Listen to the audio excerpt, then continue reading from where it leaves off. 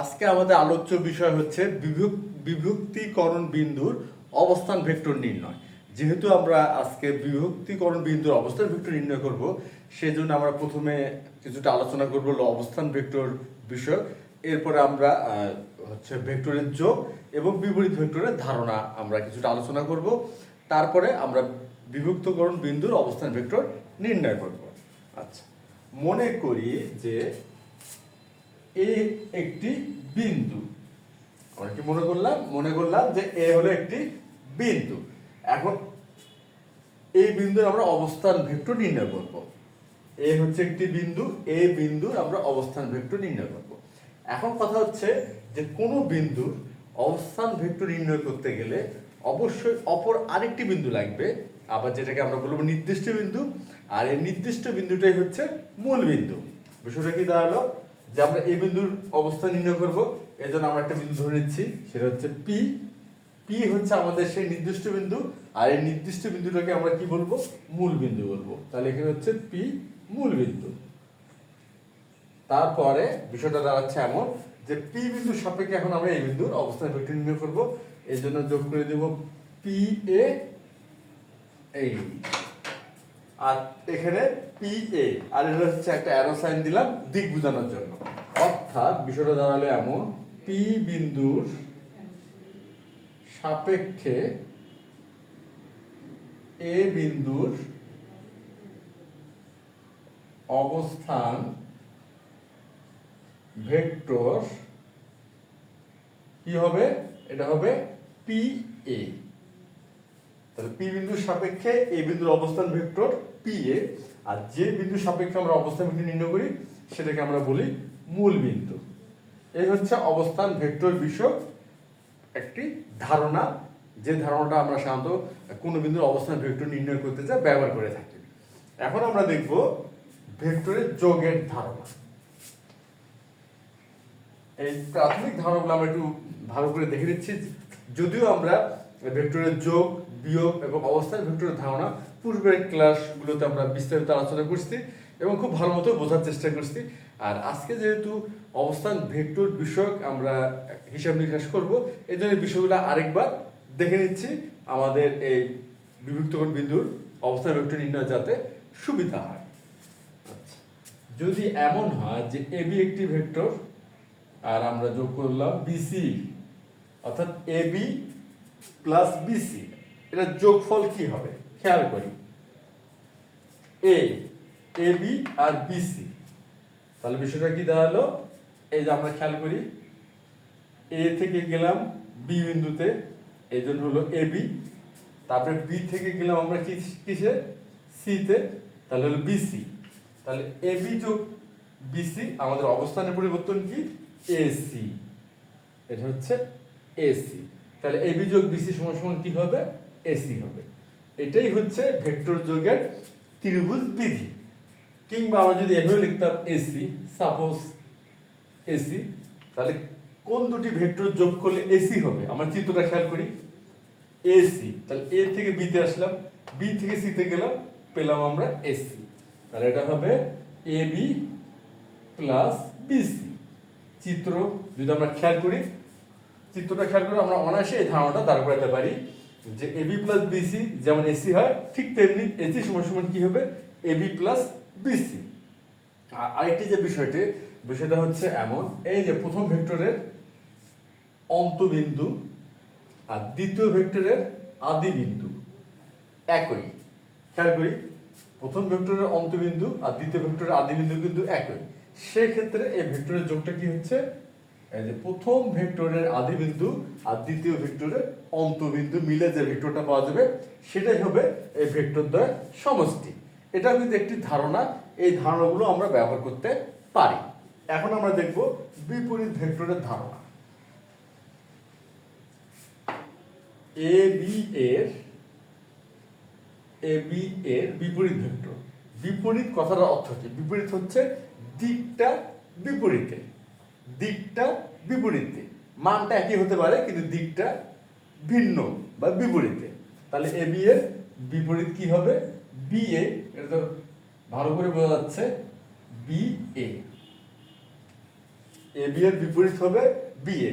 এখন যদি এটা আমরা গাণিতিকভাবে প্রকাশ করতে চাই, গাণিতিকভাবে যে এবি এর বিপরীত বিএ, বা বলা যেতে পারে এবি এবং বিএ সম্পর্কটা দেখাতে চাই, তাহলে আমরা লিখতে পারবো এইভাবে, এবি সমান সমান মাইনাস বিএ। আমরা কিন্তু এটা লিখতে পারবো যে এবি সমান সমান কি মাইনাস বিএ, বা এপি সমান সমান হচ্ছে মাইনাস পিএ, কিংবা ওপি সমান সমান হচ্ছে মাইনাস পিও। এই হচ্ছে আমাদের বিপরীত ভেক্টরের ধারণা।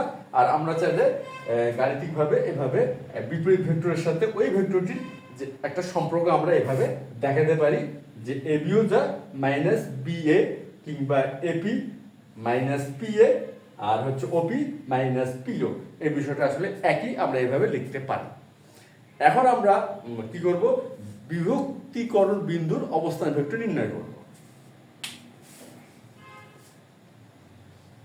আচ্ছা, আজকে আমাদের আলোচ্য বিষয় কি, বিভক্তিকরণ বিন্দুর অবস্থান ভেক্টর নির্ণয়। আমরা ধরে নিচ্ছি যে এ বি একটি রেখা, এ বি হচ্ছে একটি রেখা, আর ও হচ্ছে একটি মূল বিন্দু, ও হচ্ছে একটা মূল বিন্দু। ও বিন্দুর সাপেক্ষে এ বিন্দুর অবস্থান ভেক্টর হচ্ছে ও এ। ও বিন্দুর সাপেক্ষে এ বিন্দুর অবস্থান ভেক্টর ও এ, আর বি বিন্দুর অবস্থান ভেক্টর হচ্ছে ও বি। তাহলে বিষয়টা কি দাঁড়ালো, যে ও বিন্দু বা মূল বিন্দু ও এর সাপেক্ষে এ বিন্দুর অবস্থান ভেক্টর হলো ও এ, আর বি বিন্দুর অবস্থান ভেক্টর হলো ও বি। যদি এমন হয় এবং এই এবি রেখাংশটি সি বিন্দুতে, এবি রেখাংশটি কি সি বিন্দুতে এম এবং এন অনুপাতে অন্তর্বিভক্ত হলে সি বিন্দুর অবস্থান ভেক্টর কি হবে? বিষয়টা কি, বিষয়টা হচ্ছে এমন, আমরা এটা কারেকশন, আচ্ছা, তাহলে বিষয়টা কি দাঁড়াচ্ছে, বিষয়টা দাঁড়াচ্ছে এমন যে এ বি রেখাংশটি যদি সি বিন্দুতে এমন ভাবে অন্তর্ভুক্ত হয় যেন এই যে এসি অনুপাত সিবি সমান সমান হয় এম অনুপাত এন, সেই ক্ষেত্রে সি বিন্দুর অবস্থান ভেক্টর কি হবে? আচ্ছা, সি বিন্দুর অবস্থান ভেক্টর কি হবে?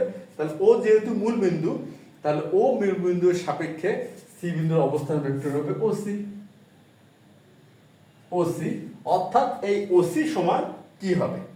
আজকে আমাদের যে নির্ণয় যেটা করার কথা ছিল সেটা হচ্ছে কি, যে ওসি সমান কি হবে যদি এসি এবং সিবি এর অনুপাত এম অনুপাত এন হয়। আচ্ছা, এখন আমরা তাহলে শুরু করতে পারি। তাহলে আমরা লিখি যে মনে করি মূল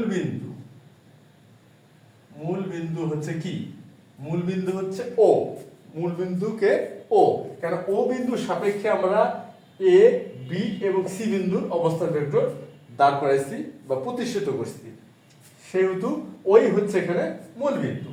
তাহলে মূল বিন্দু ও এর সাপেক্ষে এ বি এর অবস্থান ভেক্টর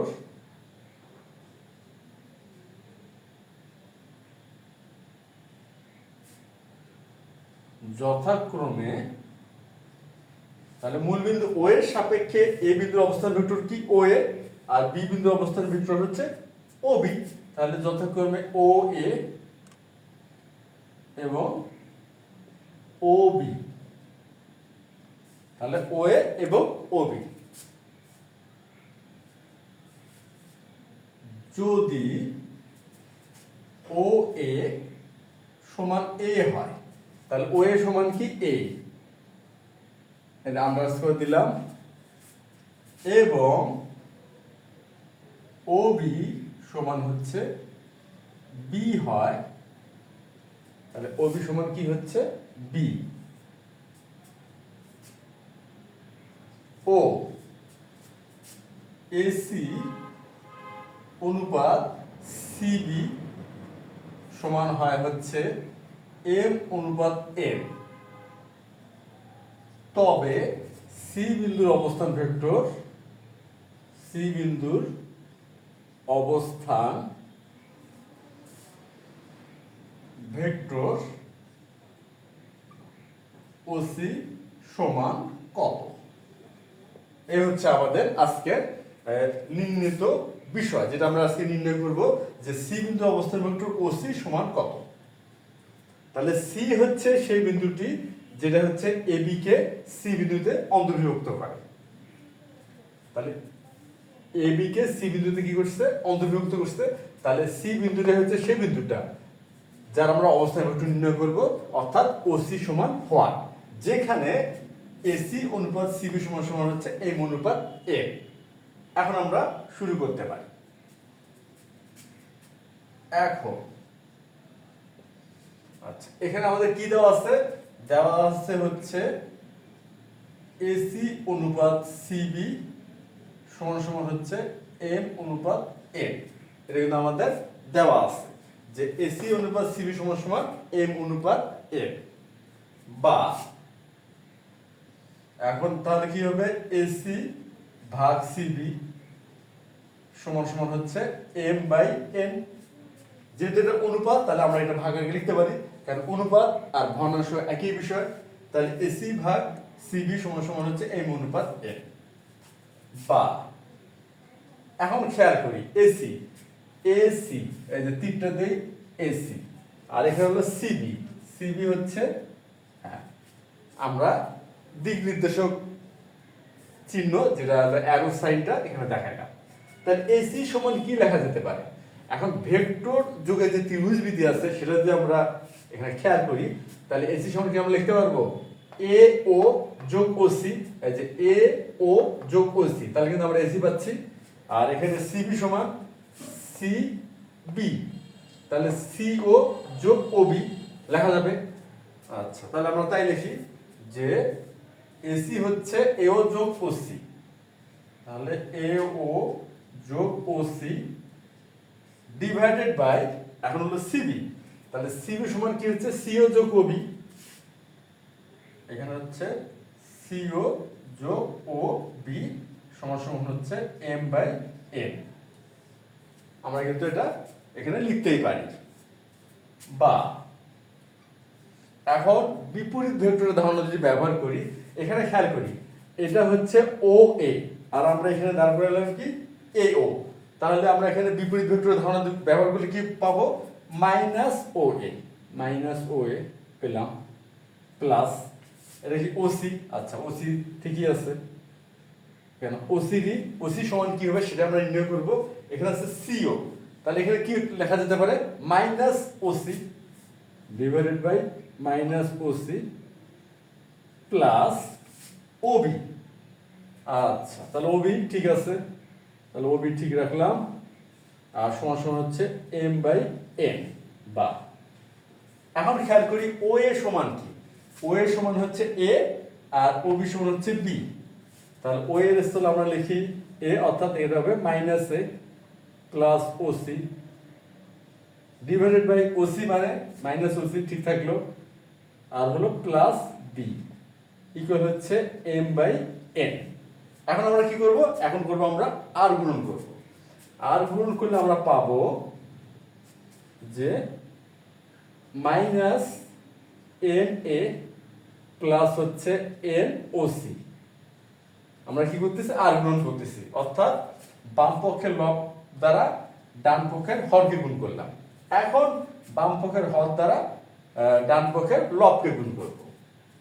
তাহলে এটা হবে minus M OC plus M B. আমরা কিন্তু এখানে আর গ্রহণ করলাম। এখন যে কাজটি করব, আমরা কি বের করতেছি?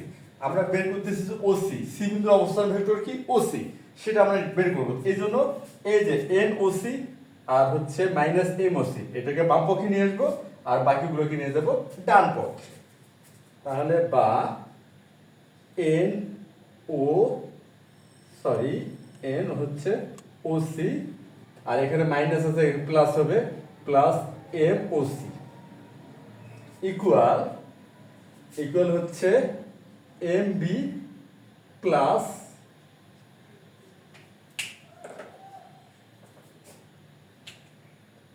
প্লাস এম বি প্লাস হচ্ছে যে মাইনাস এন এ, তার এখানে হবে প্লাস এন এন এ। এখন আমরা কি করতে পারি, এই যে বাম পক্ষে খেয়াল করি ওসি এখানে কমন নিতে পারি, আর ডান পক্ষে না, এখানে কমন নেওয়ার মতো অবস্থা নেই, এখানে যা আছে তাই থাকবে। তাহলে এখন বা এখানে আমরা ওসি কমন নিই, তাহলে ওসি কমন নিলাম, তাহলে ওসি কমন নিলে কি হচ্ছে এম প্লাস এন। আচ্ছা একটু বিষয় ভালো করে লিখি,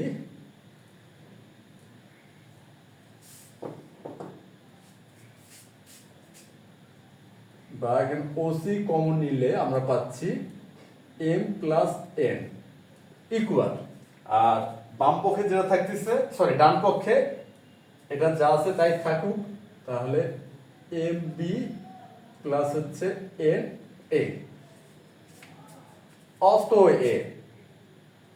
অতএব ওসি সমান সমান হবে M B plus N A divided by M N. আমরা কিন্তু ওসি নির্ণয় করে ফেললাম, খেয়াল করি। তাহলে ওসি সমান কি দাঁড়ালো, দাঁড়ালো হচ্ছে M B plus N A divided by M plus N. তাহলে আমরা সি বিন্দুর অবস্থান ভেক্টর ওসি, আর ওসি সমান আমরা নির্ণয় করে ফেললাম। তাহলে আজকের যে আমাদের মূল যে আলোচনা বিষয় ছিল বিভক্তিকরণ বিন্দুর অবস্থান ভেক্টর, সেটা কিন্তু আমরা এখানে দাঁড় করে ফেললাম। আচ্ছা, এটা নিশ্চয়ই বোঝা গেছে, কেন এই ক্ষেত্রে আমরা অনুপাতের ধারণা, তারপরে হচ্ছে ভেক্টর যোগে ত্রিভুজ বিধি আর বিপরীত ভেক্টরের ধারণা কিন্তু এখানে ব্যবহার করছি। আর সেই সাথে অবশ্যই অবস্থান ভেক্টরের ধারণা তো অবশ্যই, কেননা যেহেতু আমরা অবস্থান ভেক্টরই বের করলাম। এখন কথা হচ্ছে সি যদি মধ্যবিন্দু হয়, অর্থাৎ সি যদি মধ্যবিন্দু হয়, এখানে কিন্তু সি মধ্যবিন্দু ছিল না, এখানে কি ছিল, এই যে এসি এর অনুপাত ছিল M R B C B এর অনুপাত ছিল এন। কিন্তু সি যদি মধ্যবিন্দু হয় সেক্ষেত্রে কি হবে, সি মধ্যবিন্দু হলে কি হবে, সি যদি মধ্যবিন্দু হয়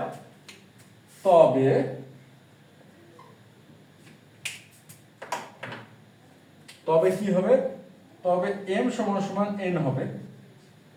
সি মধ্যবিন্দু হলে এম এবং এন কি হবে, সমান হবে। এখন এম এবং এন যদি সমান হয় তখন কি হবে, তাহলে অতএব ওসি সমান সমান, ওসি মানে কি সি বিন্দুর অবস্থান ভেক্টর, তখন সি বিন্দুর অবস্থান ভেক্টর ওসি সমান হবে এম এবং এন সমান, সুতরাং এখানে হবে M B plus M A divided by M plus N. M এবং এন যদি সমান হয় তাহলে সবগুলো আমরা এম লিখতে পারি, তারপরে এখানে আমরা এম কমন নিতে পারি, তাহলে B plus A divided by 2m equal a plus B by হচ্ছে 2। তখন কি হবে, ওসি অর্থাৎ সি বিন্দুর অবস্থান ভেক্টর হবে a plus B divided by 2, a plus B divided by 2, অর্থাৎ ওসি সমান সমান হচ্ছে a plus B divided by 2। এই যে এটা হচ্ছে কখন, যখন সি মধ্যবিন্দু হলে, সি মধ্যবিন্দু হলে সি বিন্দুর অবস্থান ভেক্টর হবে এটা, যেটাকে আমরা বলি অন্তর্বিভক্তকারী বিন্দুর অবস্থান ভেক্টর।